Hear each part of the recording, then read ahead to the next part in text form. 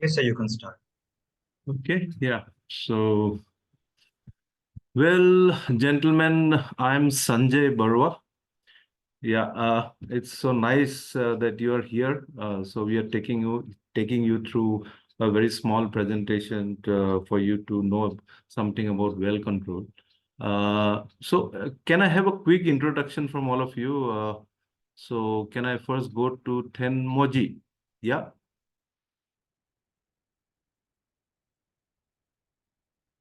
Hello. I think yeah, Nitesh, I'm audible, is it? Yeah, Yes, yeah, sir, you're you're audible. audible, sir. But anyway, sir, before Tanmay, I don't know whether they are available or not. Let me give you like a brief overview Okay, about no, I'll myself. move on to the next Um, one, just to know the audience. yeah, Yeah. please. So Pritam Parasar, Hello, sir. yeah. How are Am I you? audible? Yeah, very much. Okay, sir. Hello, sir. This is Pritam from Assam. I am having a background in MS in Applied Geology. Oh, very good. Okay. Well, I'm also from Assam, Pritam. Oh, sir. Yeah, I'm based in Guwahati. Yeah. So, okay, Okay, sir. good to know you. Yeah. I am from Pulibor, Jorhat. Okay, very nice to know about that. Yeah, thank you, Pritam. So, Anthony, can you have a very short introduction? Yeah, I'm Anthony Yes, we from can Ghana. hear you. Anthony from Ghana. Oh, very nice I'm to have you doing here, Anthony. uh, I'm doing So, BTech in oil and gas. you're working in the oil and gas sector? No, I'm doing BTech degree in oil and gas. Okay. You're still a Yeah. student. Yeah. Thank you, Anthony. Yeah, Christine.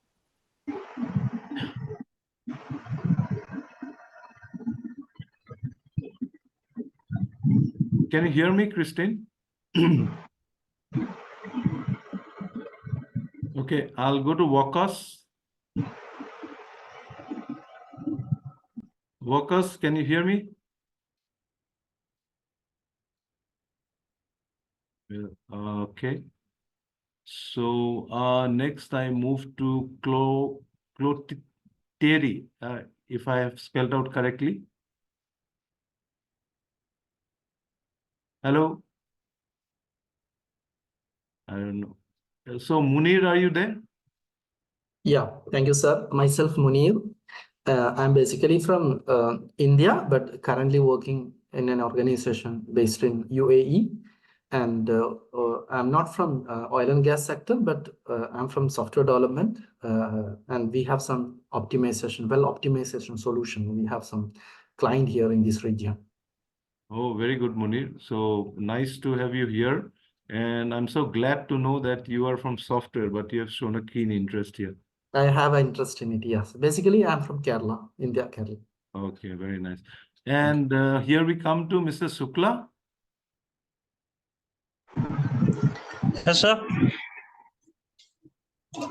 Yeah. Can we have a short introduction from you? Yeah, good evening, sir. Myself, Dushyant Shukla. I am BTech in Petroleum Engineering. Okay. Currently, I am working in oil and gas industry. Oh, very good. My company, Broaden Industry Private Limited in Mumbai. Okay, very nice to have you here, Sukla. Yes, sir. Okay, so nice to have all of you here. As you know, today we are just going to give you a short introduction about what well control is about.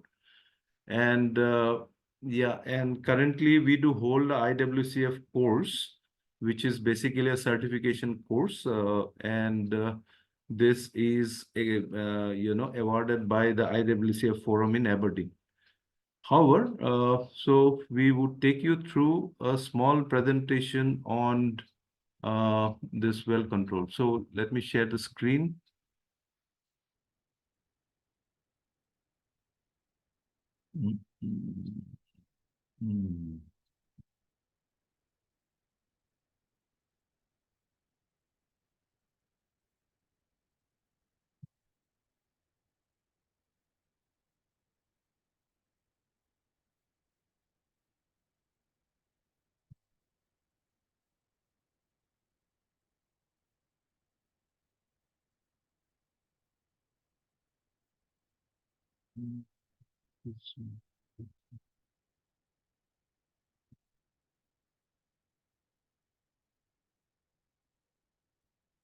So all of you, can you see my screen?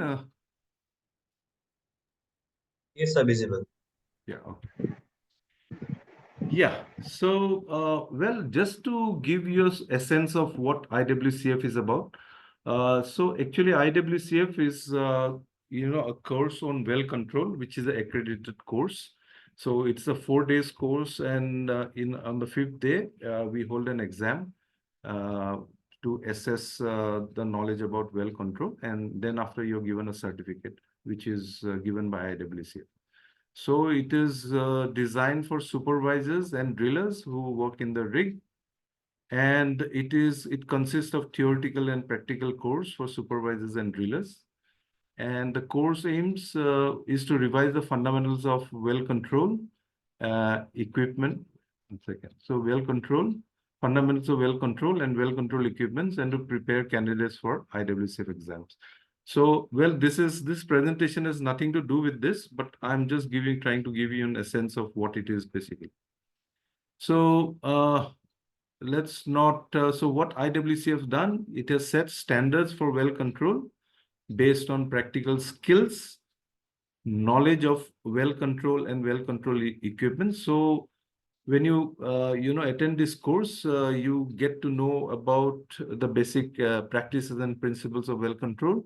And of course, we take you through another subject, which is called the well control equipments.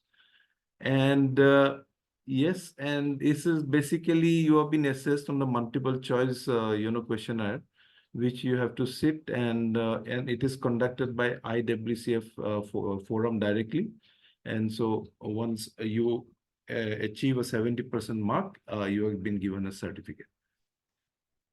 So what we do a pre-test just to assess the knowledge, so that we adapt our teaching methodology accordingly.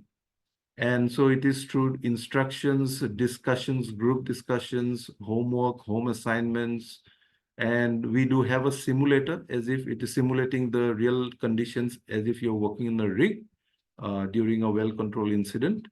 And then we have the practical assessment, and then after finally you sit for the IWCF test. Okay, I'm just skipping through this. So just taking you through, I think you being from most of you, I either have worked for the oil and gas industry and has been students of petroleum technology. So as we got introduced with some of the attendees here. So you see, you have heard Sorry, about. sir, for interrupt, sir. Your presentation is not upon yet. Sorry, come again. So your presentation is not upon yet. Not coming. Sir, it is showing the introduction. The folder part is showing. Oh, okay. Wait. Okay.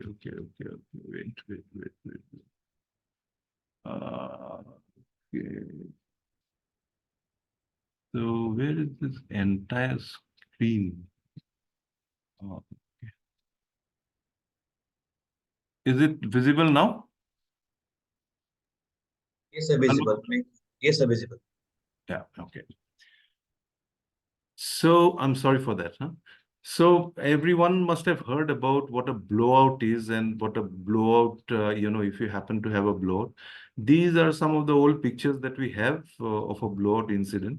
So means this is something which is undesirable, and we do not allow, an oil and gas operation for something to happen like this. So basically, the well control program is to educate all the candidates about what they need to do to prevent such a situation. And of course, even after having, this knowledge, it sometimes lead to it. And this is fundamentally because of human errors. So these are some of the pictures that you see of a well-controlled incident. And of course, here you see it is almost, already, it is caught fire. But here in the other picture on the right, you see, oil and gas, gushing out from the well. Well, you must have heard that, on offshore rigs, whenever we have this blowout situation, So the oil and gas, it spills over in the sea. And this is what happened in the Gulf of Mexico very recently. Deepwater Horizon, you must have seen that movie as well. And well, it was British Petroleum. It's a well drilled by British Petroleum, and then they had to give in to a lot of compensation to the US government. So then after people have come up with more stringent regulations so that such an incident doesn't happen. Now, as we are talking about well control, basically, I'm just giving a very, small pictorial representation of what well control is. As you can see in this diagram, so basically, we have the primary control in the well with the mud width, which is the mud hydrostatic head. So this is basically what we say is the primary control.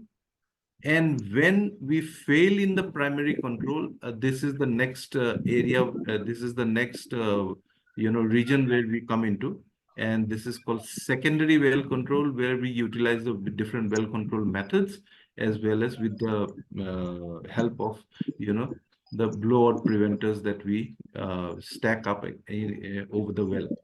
So if you see this segment, the primary control is one segment, and then if we lose the primary segment, primary control, we move into the next segment, which is the secondary control. And then after, if you lose the secondary control, we move into a segment which is called the tertiary control, where you need, special operations. Means if when primary and secondary fails, we move into the third segment, which is called the tertiary control, and this is where you need the specialist to control the well. Yeah. So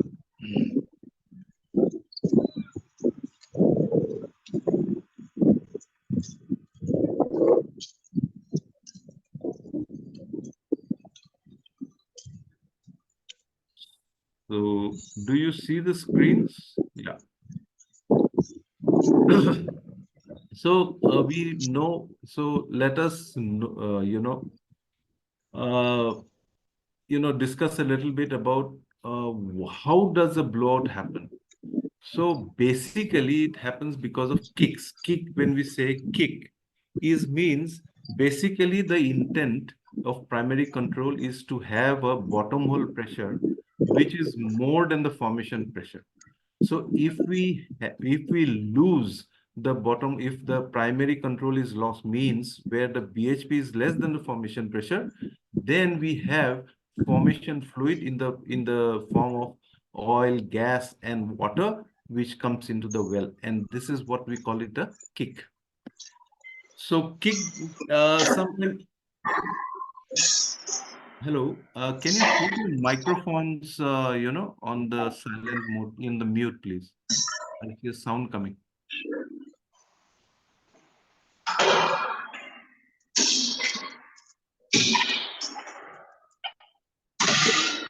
Yeah, gentlemen, can you put your microphones on the mute? Yeah.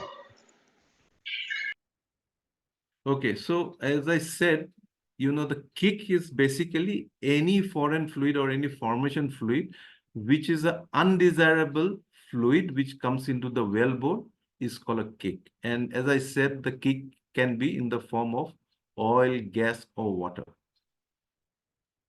So, so what we need to know from this course is that the moment we have a kick is to identify the kick because we have to initially identify the kick at a very initial stage of phase of the time, and this is what we call the kick detection. Then, of course, we have fluid monitoring, means that whenever our BHP, means bottom hole pressure, is less than the formation pressure, of course, we will have formation fluid flowing into the wellbore.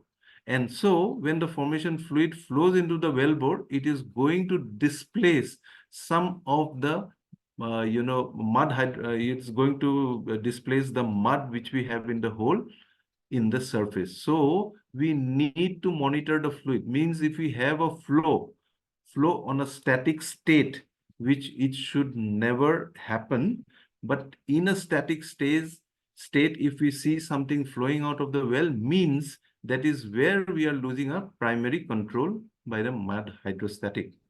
So this is what we need to monitor. So there are different kick warning signs, which are, this is, during drilling, during tripping, you have different kick warning signs, which you need to be aware of before it leads to a catastrophic incident. And what IWCF or well control, the course tends to educate the candidates about is, when you have this kick warning signs, what are the response? What response do you need to undertake to when you get this indications?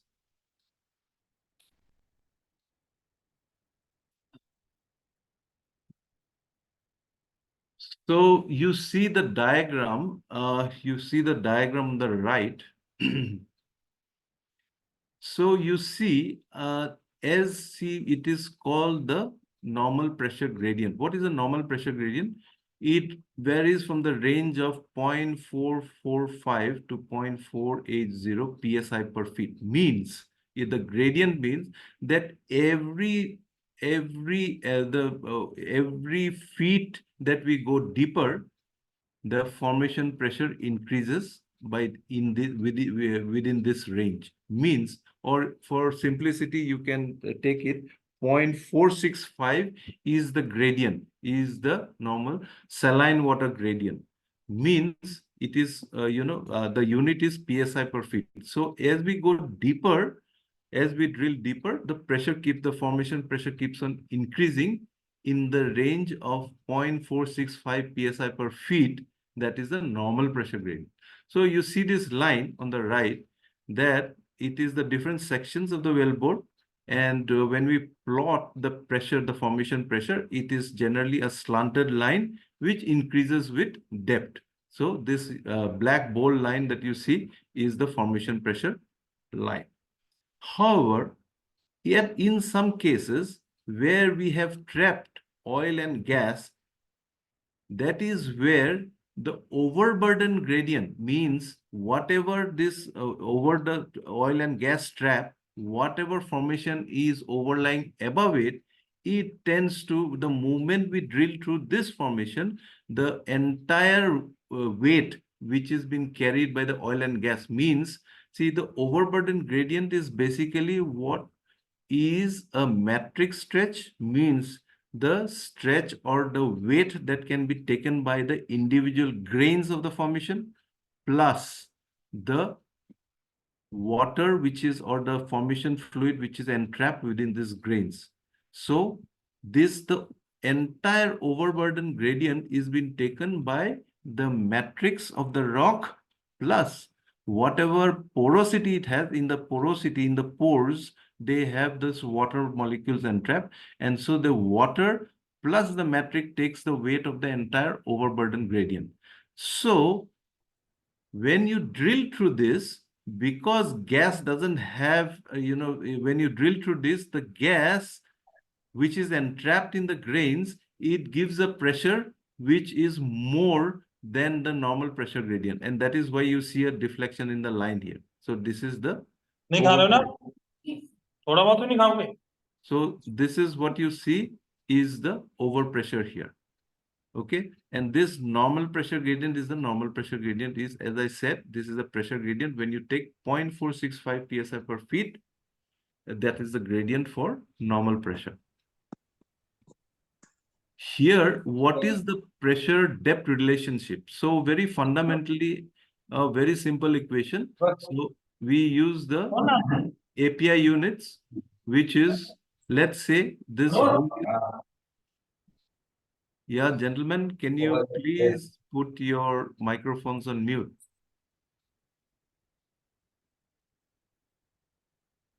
Yeah, so thank you. So you see, let us say this is a wellbore, okay? And every one of you is conversant about what a casing is and how we drill a well. So let's suppose this is a casing and we have set it in a certain depth. And then we drill this open hole, let's say any size of it. And then we have the drill string. This is the drill string, and this is the annulus. Okay, so we have mud, homogeneous mud on this side as well as this side. So whatever bottom hole pressure here is basically the hydrostatic head of the mud column inside the drill string and in the annulus. So which has to be equal. Because why equal? Because it basically fundamentally acts as a U-tube. Means what we say, what we understand by U-tube, you know the principle of U-tube. This is a U. This is one arm of the U-tube, and the drill pipe is another arm of the U-tube. So both this hydrostatic pressure has to be equal at the bottom. So it works on the principle of U-tube. And what is the pressure equation? How do you find the bottom hole pressure? The equation is very simple. So what you do, this is the API unit. So when we say the pressure is in PSI, 0.052 into mud weight, which is in ppg, means pounds per gallon, and depth is in feet. So if we have these two, parameters, that is when we can derive the pressure, that is the bottom hole pressure. So mud weight into depth, that's the weight of the mud column inside the drill string or in the annulus. So we use fundamentally the same formula to find out. This is just giving you an essence of how the BHP works and what is fundamentally the principle of U-tube. Here you see the bottom hole pressure, that is the hydrostatic head in the annulus, is, see, now let's say that you have shut in the well, and let's say there is an influx here. Let us say you have a formation fluid which has come into the hole, and as you shut in the well, you see pressures because it is unbalanced.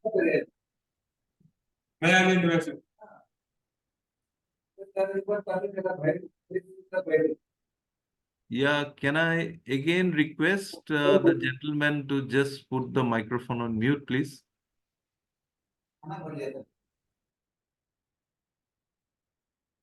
Okay.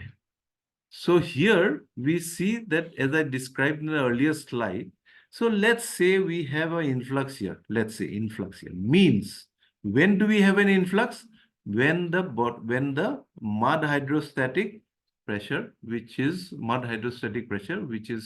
PHP, is less than the formation pressure, then we will have formation fluid coming into the wellbore.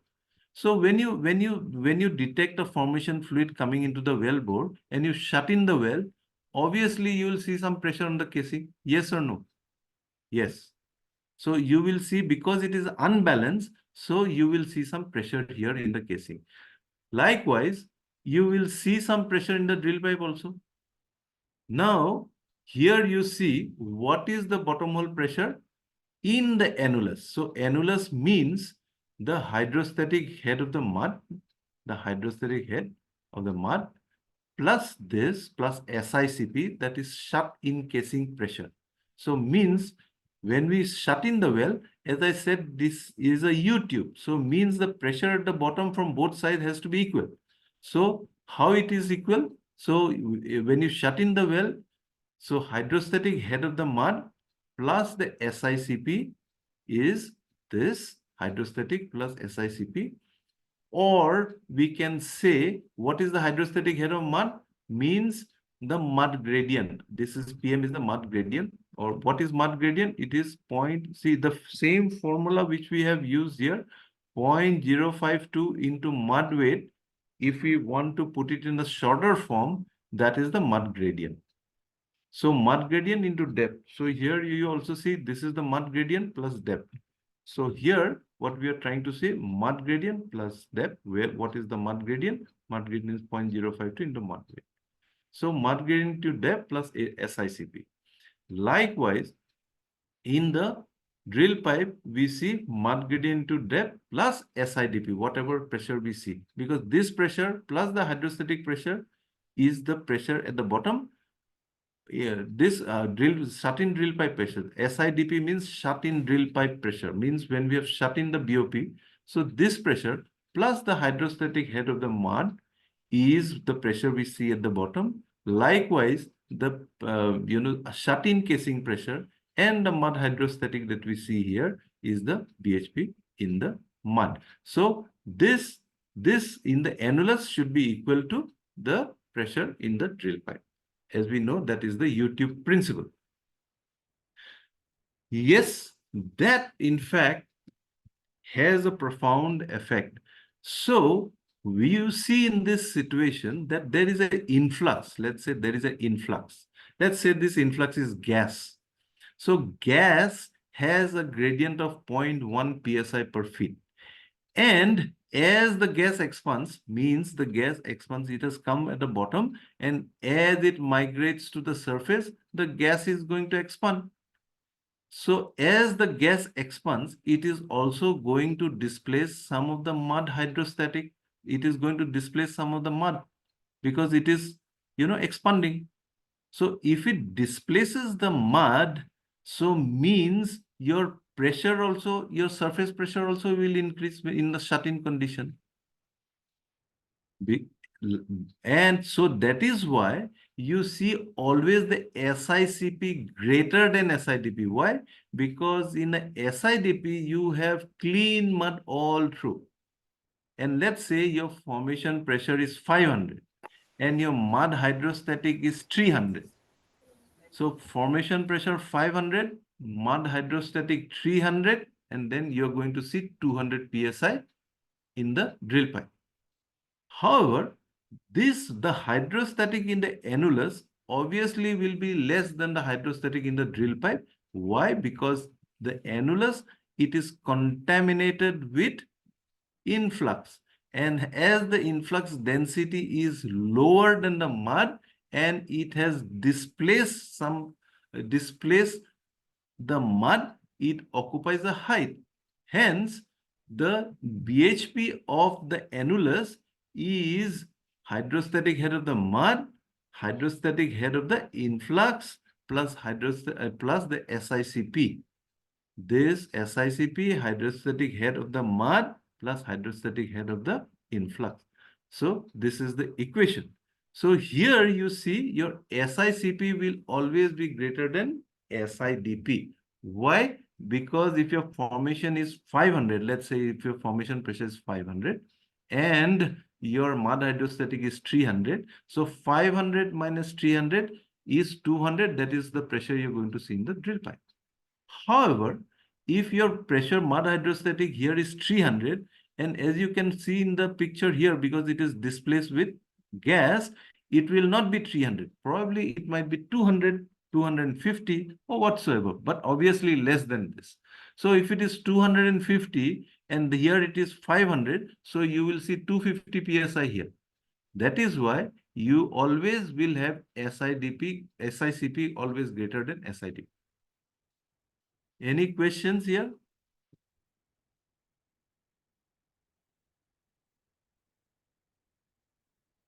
Okay. So we have seen that the pressure balance in the annulus and in the drill pipe. So and how does this influx come into the well? There may be many reasons. The one reason is that we have insufficient mud hydrostatic. That is reason one. Here, the other reasons are if we are pulling the pipe, when we are tripping out the pipe too fast, it has a swab effect, means it tends to induce a kick because you are having a negative pressure against the BHP. So if you're pulling out the pipe too fast, you will have an induced kick. If you have a poor mud condition, your viscosity, your gel strength, different reasons, so you will have a mud properties changed. If your mud properties change, it might also affect the density of the mud, and that is when you will have an unbalanced situation, and then formation fluid will enter the wellbore. And hole geometry is a factor which depends on the swab. We are going to the next, and then you'll understand more about what a swab pressure is. But you see, just for simplicity, you see swab means what? See, this is the formation pressure. You see the dotted line is the formation pressure. And this is the mud gradient. This is what the hydrostatic head of the mud in the hole, in the boat, in the annulus. Now, you see, because of swab, you have a pressure fluctuation here. It goes the formation pressure, because the formation pressure, so the mud hydrostatic at times gets reduced because of swab, and hence you will have formation pressure. See, you see here, see this mud line decreasing. See this mud line decreasing here. So in this stage, you will have some influx. You may, because your mud hydrostatic is less than the formation pressure, and then you might have influx. But let's see what's, and the opposite of swab is called surge. Means when you're tripping in the pipe, you create a pressure surge in the well. And this is where you're creating a pressure surge in the well. You see, this is the mud, this is the formation strength. This is the formation pressure. And this is the mud gradient. And this is the formation strength. So what we are trying to say means, since you're creating some pressure pulses when you're tripping in the drill pipe, you might exceed the BHP by that surge pressure and exceed the formation strength. You see the dotted line means mud hydrostatic, plus because of the pressure surges that you're creating, because you're tripping in the pipe at a high speed, you create some pressure surges which is equivalent to the mud hydrostatic plus this pressure surge which may be more than the formation strength, and that is when you go into losses. So swab and surge. Swab is negative, means you have the swab pressure is negative from the it has an effect of negative effect on the BHP, and a surge has got a positive effect on the BOP. That is what I'm trying to say. Okay. Let's skip this slide. Okay. Now you see in this diagram, as you being, students from petroleum engineering. So what we tend to do to know this, to know the formation strength, means we have to know the formation. This is the formation strength. We know geologically what can we derive geologically, because we have different mathematical calculations to derive the formation strength geologically. However, we do it practically also in the rig. How do we do it? That what we have is, with the mud in the well, we close the well and then connect the drill pipe with the pump. And you see, as we pump on the surface of the drill pipe, the pressure keeps on increasing like this. And then eventually at one point, we see a small deviation, which is this deviation. This deviation means the formation is still in its elastic limit. It has not exceeded the elastic limit of the formation. Hence, even if we go beyond this point up to this point, and then we bleed off the pressure, we will come back to this and the formation is not permanently damaged. However, if we exceed the elastic limit of the formation, we see the formation eventually gives in, means when fatigue failure, because we have crossed the elastic limit, and then is when we have a fracture propagation. So you see the pressure coming down because we have already fractured the formation. So this point is the point of interest for us, because in all drilling operations, we only want to go up till this point to see what is the point where we do not allow the formation to go into its, beyond its normal stretches, because we want to keep the point. Any pressures that we have in the well during killing or during drilling operations in the casing shoe, where is the casing shoe? This is the point of our interest, because this is the weakest point in the well, because this is the open formation. and this is the case formation. So this shoe depth is the weakest formation. So in this shoe, we do not want to go beyond this pressure, which is that is what we call the LOT test, leak of test. Leak of test means, so what is this pressure? Means the mud hydrostatic plus the surface pressure is the final pressure at which your formation is going to cross the elastic limit, and eventually if you keep on pumping, it is going to eventually break down and propagate the fracture. This point is with the current mud, this is called mass, maximum allowable annular surface pressure. Means, again, let me repeat. See here, so means in this diagram, for during any operation, we do not want this pressure to go beyond the mass, because if we go beyond the mass, it is going to fracture the formation. So this in the casing, on the annulus side, which is the casing annulus side or the open hole annulus side, we do not want this pressure, the SICP, shut-in casing pressure, at any point to go beyond the value of mass. If we go beyond the value of mass, because we see that it is going to fracture the formation.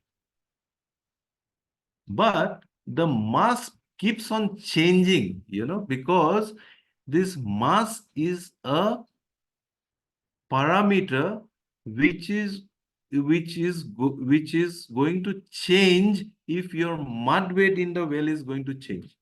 If your mud weight in the well is changing, means the mass will always change. It is just the reverse. If your mud weight increases, your mass goes down. If your mud weight decreases, your mass goes up. So it just follows the reverse trend. So it depends on the drilling fluid gradient also. And so it is updated when either parameter changes. So means it is updated. Let us be very simple in this. So just remember, whenever the mud weight changes, your mass is going to change. Well, this is, very simple to understand, because what is the pressure here. The pressure here, as I said, this plus pressure of SICP plus mud hydrostatic plus the hydrostatic of the influx, which is equal to the BHP. But at the shoe, it is the SICP plus the mud hydrostatic at the shoe. That is the value of the leak of test. Means we should not at any point go beyond the value of the leak of.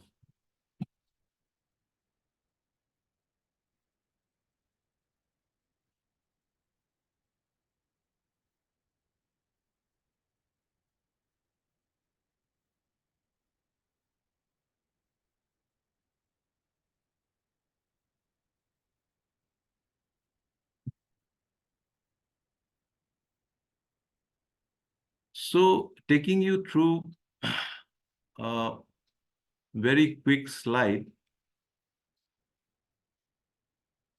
As we talked about blowout, and what we understood from the previous discussion, that formation with a higher than expected pressure was penetrated. That is when a blowout happens.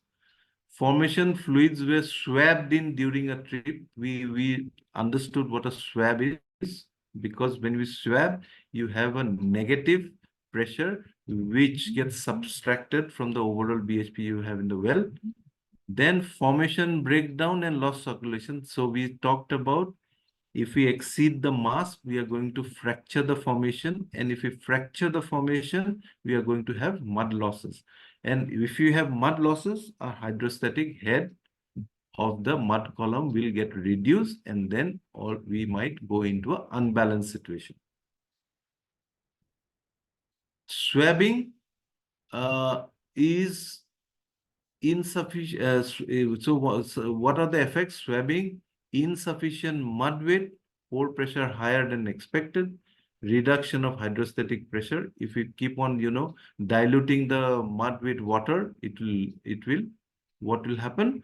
It will get reduced in density.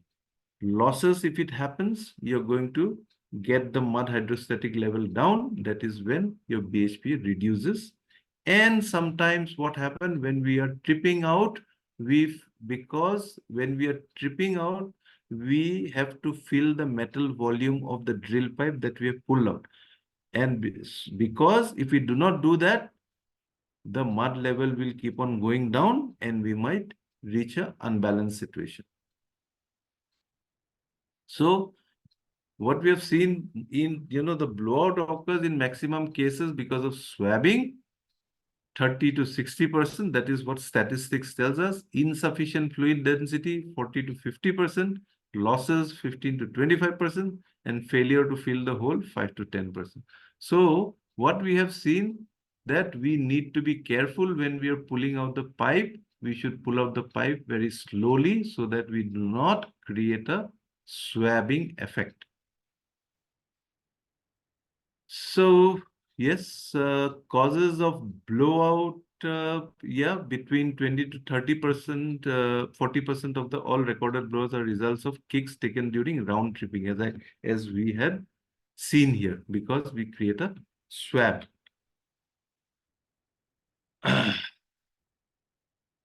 So swabbing, we said that it is causing a negative pressure.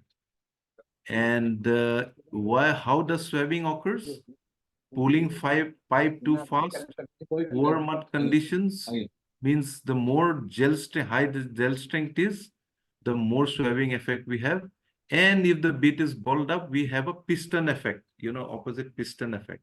And if we have a smaller annular clearance, we also do have a piston effect when we are tripping out with the bit. So what should we do when we see a kick? It says at the very first sign of flow, however insignificant, the well should be closed in. How do we close the well? We close the well with the RAM BOP. So let us see what the RAM BOP is. We will go to that. So loss of primary control, as we said, that the primary control is the mud hydrostatic that we have in the well. That is the primary control. So kick warning signs, these are what different kick warning signs you have. Well flows with pump shutdown. So when you have the pump shutdown in a static state, you see the well is having self flow, means you are getting under balance. Drilling break. So when you have a drilling break, means the ROP, let us say you have an ROP rate of penetration, say 5 feet per hour. Suddenly it increases to 10 feet per hour. Means you are penetrating a reservoir because the the formation is filled in the pore spaces with oil or gas, and that is why you drill. Increase in rotary torque is another indication that you are having a kick. Change of cutting size and density is another indication of kick. And gas or water cut mud is another indication of kick. These are indications of kick. But that means you might have a kick if you do not take action. You see all these indications at the same. But positive indication means there is no doubt that the well has not. Positive indication means you already have a kick in the hole. How do you know? Increase in fluid, increase in pit level, decrease in circulating pressure, and increase in pump speed. Because why decrease in circulating pressure? Because if you have the formation pressure more than the mud hydrostatic, so the pressure which you are exerting on the pump to circulate the fluid will assist the pump. That is why you have a decrease in circulation pressure, and the pump speed will also increase. Hole does not take proper amount of mud, means it is already, because when you are tripping out, as I said, you have to fill the hole with metal volume. But if the amount of metal volume that you need to fill the hole from the trip tank is less, that means you already have some fluid in the well. Okay, so this is what you see. Hello. Okay.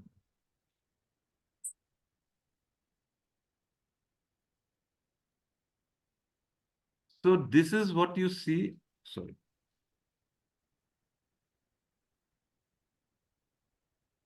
See what is the effect of, you see what does the swab, see this bit is packed off with this bit is packed off with clay. So what you do when you're pulling out, since it has got a very low annular clearance between the bit and the wall of the well, you create a negative pressure. You create a negative pressure. So that is what is called swab. This is when even, so this is when eventually you get a kick. This is a kick. You swabbed in some gas.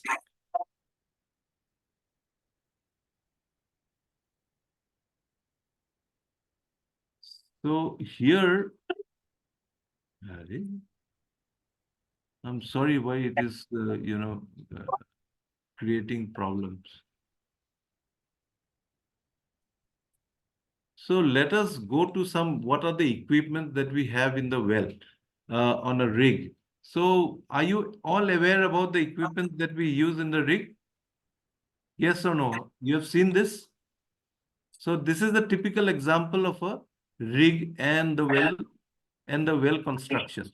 So you see, this is a well. And so we have the first casing, second casing, third casing, fourth casing, and finally the production casing.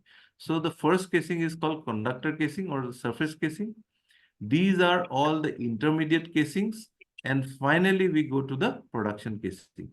Why the different casings here? Because as you drill the well deeper, it has got different pressure profiles. So if we continuously keep on drilling with the same mud weight, a very long section of the well, we may not be able to control the well because in some formations, if you use a particular mud weight, it might go into losses because the formation pressure is less. Deeper you go, as you know, the mud gradient, the formation pressure gradient also increases, and hence you have to drill with a higher weight mud. So what we do is we first have these different sets of casing as we go on drilling a well, and eventually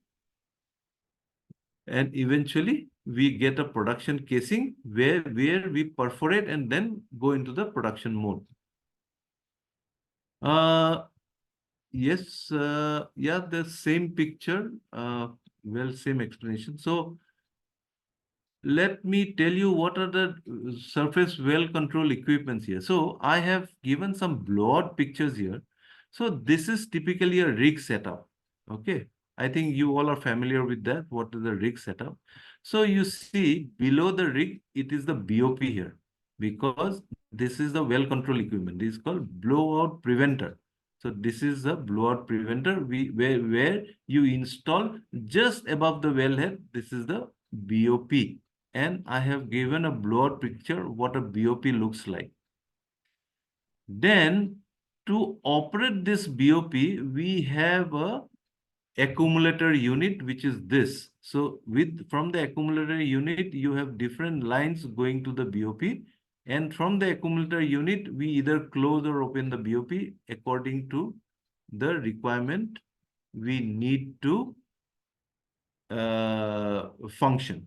So if you want to close or open, this is the unit. This is called the accumulator unit. So it is here, and you have the hard lines going here, followed by, high pressure, co-flex line going to the BOP. Then we have another remote drilling control panel, which is here just close to the driller's panel. So means anyone in the event of an emergency, you can either operate the BOP from here below the rig floor, or the driller can operate it from the remote drilling control panel, which is here. The driller can also operate the open or close or any functions he wants to execute. He can do it from here. And see, this is the BOP, and on the top of the BOP, what you have is an annular BOP. This is the annular BOP. This is the annular BOP. So if you have BOPs, let's say it is 10,000 PSI rating, you generally have a BOP of 5,000 PSI rating. And why this BOP, annular BOP is there? Because with the annular BOP, you can rotate, reciprocate the sink. So if you have closed in the event of a well-controlled situation, you can also move the pipe up and down, rotate, rotate. It can, if you're running a wire line, it can close on a wire line. So there are various advantages of this annular BOP here. So if you have a well kick, what happens that when you close the BOP, as I said, you operate from the accumulator unit with these lines. And once the BOP is closed, then we allow the gas, the kick, and we circulate the well and allow the kick to pass through a choke manifold. This is called a choke manifold. And then eventually, from the choke manifold, it goes to the mud pit. So this is typically the diagram of a choke manifold. This one. So these are fundamentally the most important equipments in a well-controlled equipments. Fundamentally, these are, of course, there are many things, but at this level, we need not go deeper into any of it. So these are the most important things that are, that are required in a well-controlled situation. So this is how the annular BOP looks like. Well, these are packing elements, and you have a piston. Means once you have pressure operate from the accumulator, the piston pushes the packing unit and it closes against the pipe. This is how a BOP looks like, just below the rig floor.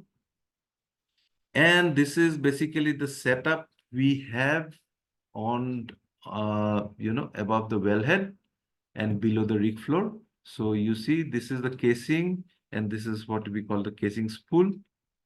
We have, valves going out from the casing spool. Above the casing spool, we have a lower pipe ram.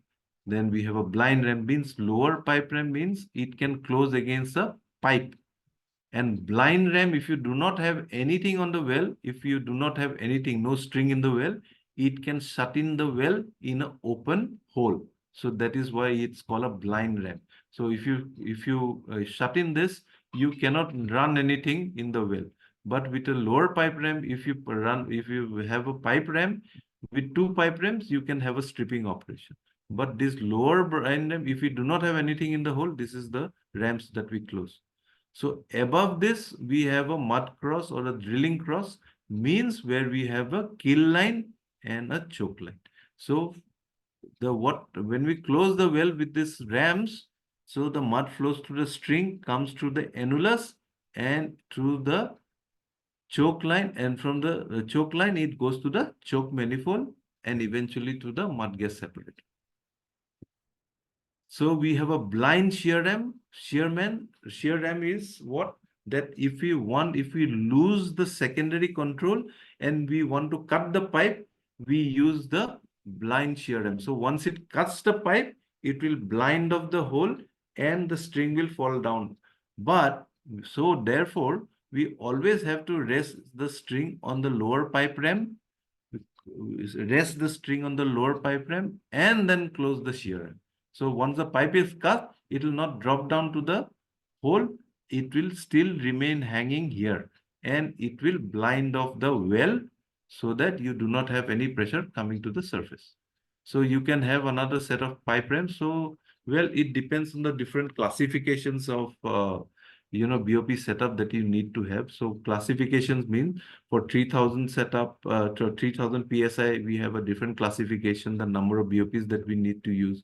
For 10,000, it's a different classification. 15,000, there are different classifications. When I say classifications, is the number of BOPs.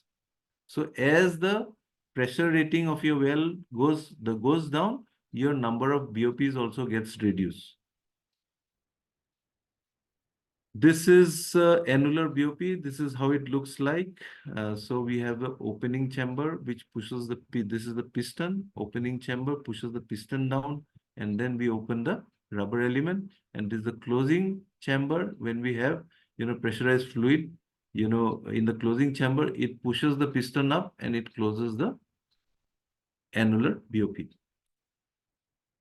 This is another example. This is another annular BOP, different. The RAM BOP is something this is how it looks like. See, this is the RAM BOP. You have, a piston here, and this is the RAM assembly. So once this is the closing chamber, this is the opening chamber. So once we have pressurized fluid here, it pushes the piston to this side, and then it moves the RAM assembly towards the pipe. And if you want to open it, you have hydraulic fluid coming here, pressurized hydraulic fluid coming in the opening chamber, pushes the piston on this side, and then it moves out the RAM assembly from the pipe. So this is typically how a RAM BOP looks like. These are the RAM assemblies. These are different RAM assemblies. This is the shear pipe RAM, what I mentioned. It can cut the pipe. This is a pipe ram which closes against a fixed size of the pipe. And this is a variable bore, means it can close against variable sizes of the string. This is how it shears of the pipe. So, it shears off the pipe here. So in this typical example, you have many shear rams.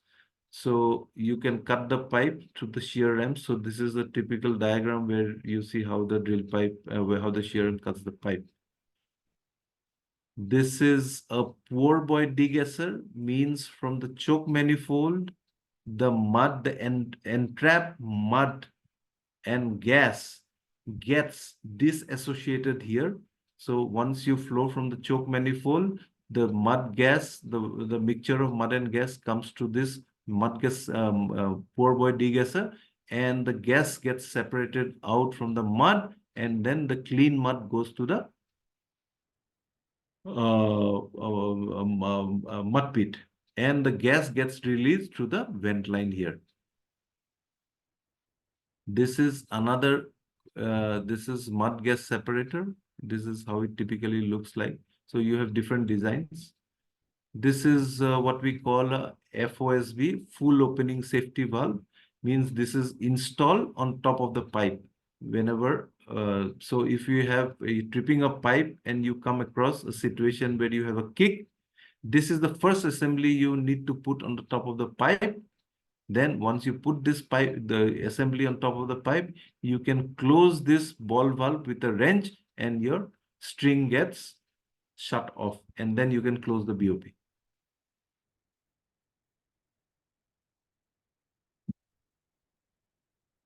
Finally, we have, what are the different kill methods that we have? The objective of killing the well. So you must have heard about this terminology called killing the well. So what does killing the well mean? So killing the well means we want to regain the full control of the well. Means we want to, the primary objective is to regain full control of the well with a heavier mud.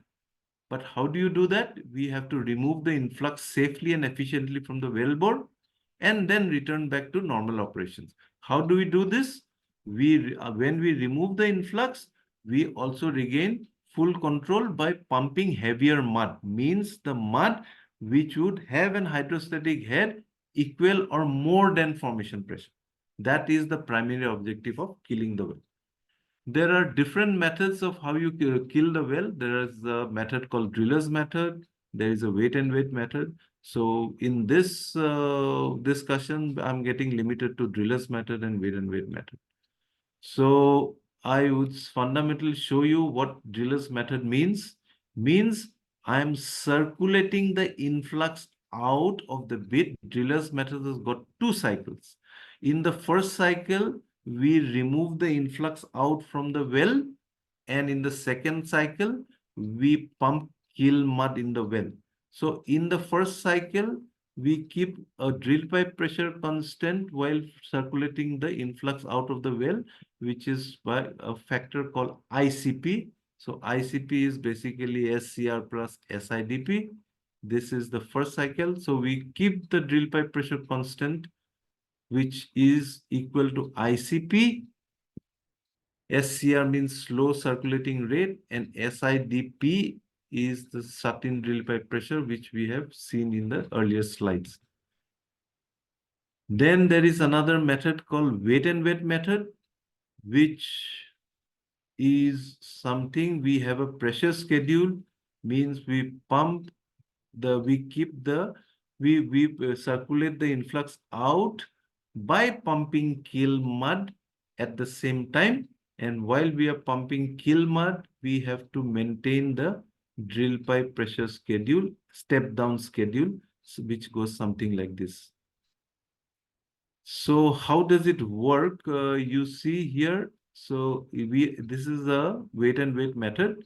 We have a kick here, and then we are pumping kill mud at the same time and also removing the influx out. And this is how we are pumping kill mud, you know, then here in the string, then we pump kill mud in the annulus with the influx still in the well, and eventually we completely, we release the gas out through the choke, and finally we have complete kill mud in the well. This is how we do a weight and weight method. Of course, the methods that we use to keep the BHP constant, as I said, is this. This is the step down chart, and this is how we do when we are circulating the influx and primarily also circulating the kill mud in the well. Well, the weight and weight method, so let's not go into deep into it. And as I mentioned, okay, driller's method. So advantages, it has, so as I said, the advantages, it has driller's method and weighted method has each has got its own advantage and disadvantages. Advantages, as you see, in weight and weight method, lower annular pressure than other methods. Lower annular pressure means my mass is less, so my casing shoe pressure is less, which is desirable. We have shorter time exposed to high pressure. The well is exposed to shorter time. The well is exposed to high pressure for a shorter time. Why?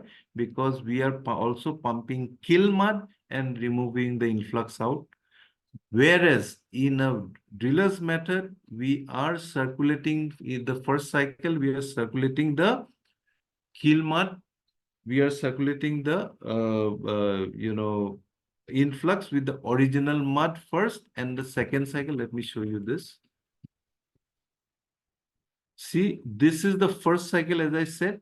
First cycle is this. We are keeping the ICP constant, means in the first cycle, we are circulating the influx out in driller's method by pumping original mud. And in the second cycle is this. What we keep, in the second cycle, when we are pumping kill mud with the influx out, we are pumping kill mud in the string. We keep the SICP, we keep the casing pressure constant, and then we follow the FCP constant, which is the FCP constant. So, well, we are not going into so deep into it.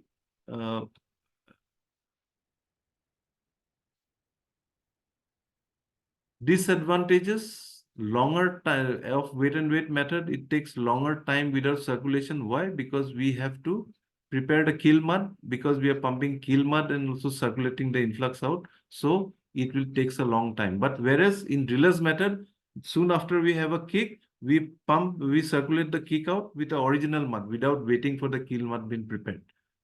So if we have longer time without circulation, that might lead to pipe sticking. And in weight and weight method, there are more calculations involved. Advantages of driller's method: simplicity, no calculations required in the first cycle, or very less calculations.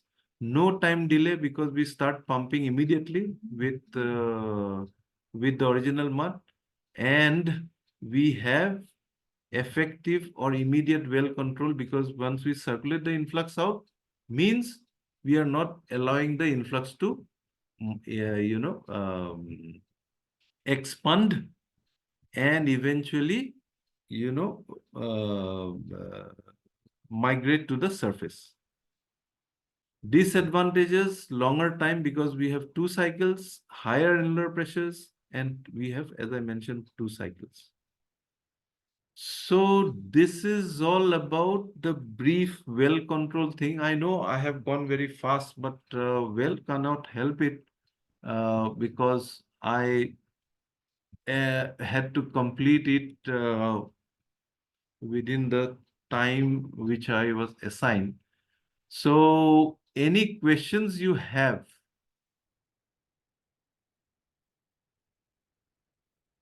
So, well, gentlemen, if you go through a well-controlled process, it is a well-controlled training.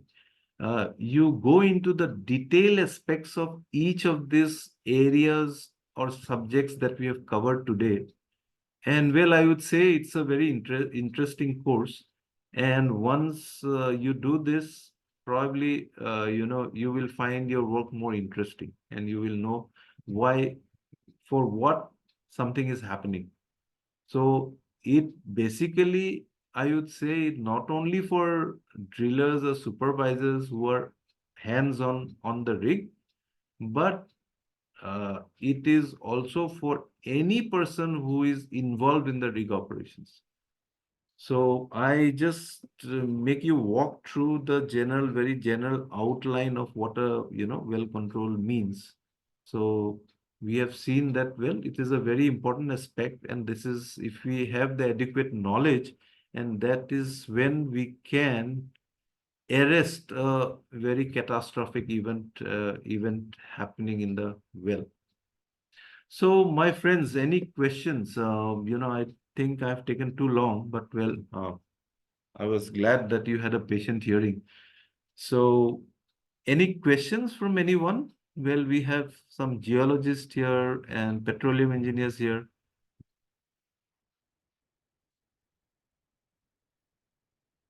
Okay. So, well, Wakas says SICP is greater. Why? Why? Okay. Let me take you through that again. So, okay.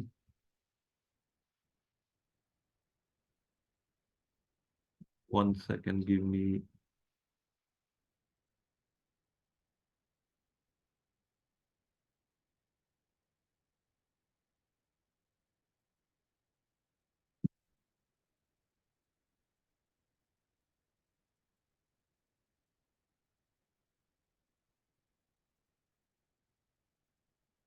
Okay, Wakas, can you see my screen?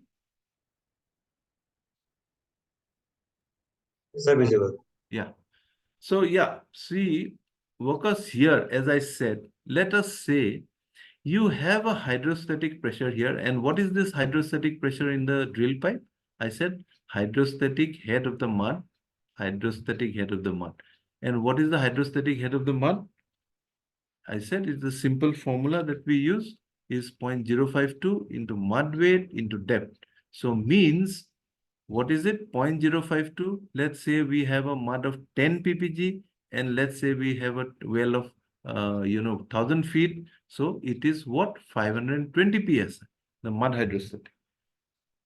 Okay, so now let us say that we have a mud hydrostatic of 520 psi. Okay, and let us suppose that we have a formation pressure of 600 psi. So you see 600 minus 520, so 80 psi is what? 80 psi is something which is more than the mud hydrostatic. Means if you add 80 with the mud hydrostatic here, it is going to be the formation pressure. Only the difference between the mud hydrostatic and the formation pressure is the pressure that you are going to see in this gauge here, which is the drill pipe gauge. Now coming to the annulus side. Say if you have an influx here, and let us say this influx covers, let's say, 100 feet of your annulus. So if your influx covers 100 feet of your annulus, so means if it's 1000 feet, as I said, the well depth is 1000 feet. So what is the hydrostatic head of the mud? 1000 minus 100, because this is not with the original mud. So 1000 minus 100, so 900 feet into 0.052 into the mud bed is the mud hydrostatic, right? Then why it is less by, because this gas has got a gas gradient of 0.1. So hydrostatic head of gas is how much? 0.1 into 100, because this is 100 feet. So you have how much? 10 psi. So means the hydrostatic head of the mud, which is reduced by 100 psi, because here you got 520 psi when you calculate the mud hydrostatic. Here it will not be 520, it will obviously be less because your mud is displaced by this gas column. So instead of 520, you will see, let's say 400 psi, let us say, because your 100 feet is occupied by the gas column. So the gas gradient is less than the mud gradient. So means 400 plus the hydrostatic head of this, which we said 10. So 410 psi, that is what you see in the annulus, against 520 psi. So 520 minus 410 is 110 psi, you'll see. So here you have seen 80 and here you have seen 110. So that explains the reason that when you have an influx, the SICP is always greater than the SIDP. It is because you have an influx which has displaced the mud column here. That is why the mud hydrostatic head of the mud is less as compared to your drill pipe. Hence, you see a greater pressure here. That is the simpler way of saying.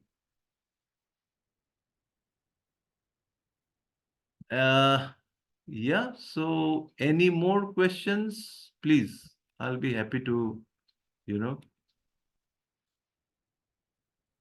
So Wakas, I think I have made you understood why SICP is greater than SIDP.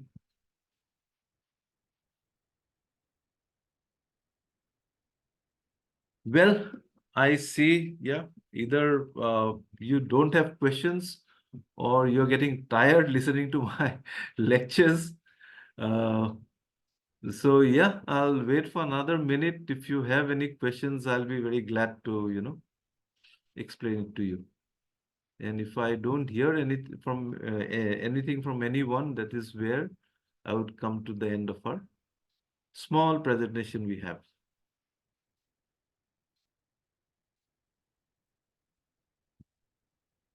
Okay, guys. From workers, when annular is closed, can we rotate the drill pipe? Yeah, workers, as I said, if you have an annular BOP, which I said that with the annular BOP close, because if you have to close the well, you can either do it with a pipe ram or you can close the well with a annular BOP. Where if you have closed the well with an annular BOP, then you can rotate the string, you can move the string. But if you close the pipe with a pipe ram, you cannot move the string because the tool joint of the drill pipe will not allow it to come through the closed ramps. And so sometimes what we have to do is, this is called a stripping operation. Means if we have, let's say, pulled out the bit off bottom, let's say the bit is away from the bottom by 100 feet, let's say, and we have a kick. Then we want to go down to the bottom and circulate the kick out by any of this method, as we saw, driller's method or weight and weight method. Then how do we do it? If we have an annular close, then with the closed annular, we can run the drill pipe back to bottom. But if we have the drill pipe shut against a ram, then we have to use 2 rams to run in. So that is called ram to ram stripping. But if we have an annular, you can directly run the drill pipe back to bottom. Yeah, workers, I think I'm clear on that.